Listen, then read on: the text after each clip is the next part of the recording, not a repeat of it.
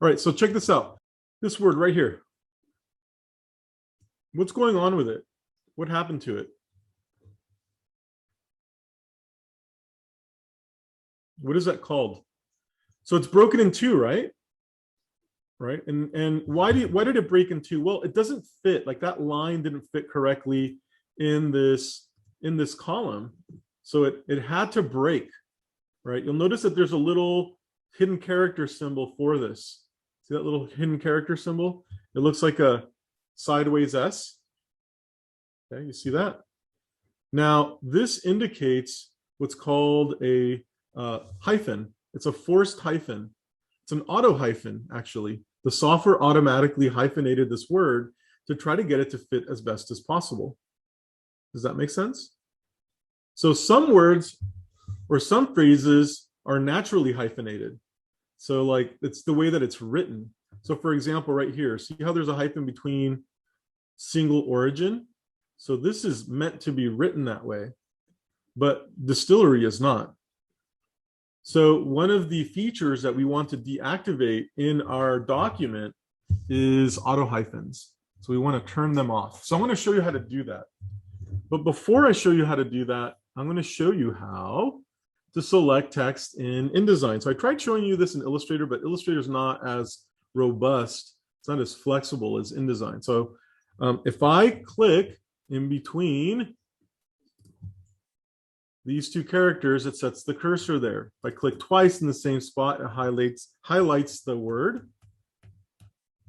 If I click on the same spot 3 times, 1, 2, 3, highlights the line. Click 4 times, highlights the paragraph. And if I click 5 times, it highlights the text thread. So it has a more refined selection feature for text. So once again, click once, inserts in the kern, click twice, highlights the word, click 3 times, the line, 4 is the paragraph, 5 is the text thread. So I selected the text thread. And what I want to do is I want to look in my control bar up here. Does anybody see where it says hyphenate? Up here, top of the control bar? Yes, it's almost dead center in the control bar, at least in the way that I'm presenting it. I know my screen may not be the same size as yours, but you'll notice there's the hyphenate box, and I'm going to uncheck it. Now, before I uncheck it, I want you to keep your eye. Where is the text? You'll notice the text ends about right here. Do you think when I hyphenate, will the text be the same length? Will it be longer or will it be shorter? So when I uncheck hyphenate, obviously it's going to be longer, so it consumes more space. So the auto hyphenation tries to take advantage of the space, but the problem is it breaks the word in a way that renders it more difficult to read.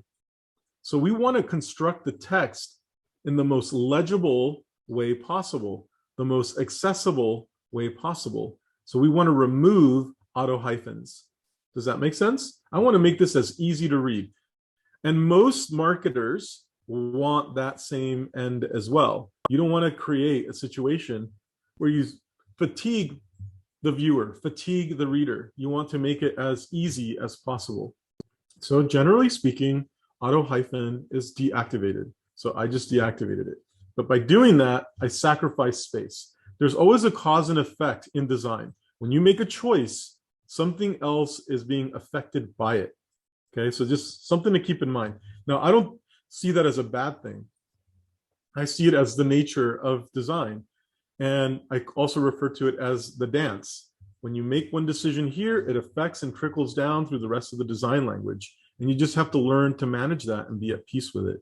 There's an example of it. So we just removed 2 things that we don't want in our designs. We removed double pilcrows or multiple pilcrows or empty pilcrows. That's what we got rid of, empty pilcrows. And we just got rid of our hyphens. So we're pretty much prepared to start refining our text. Okay.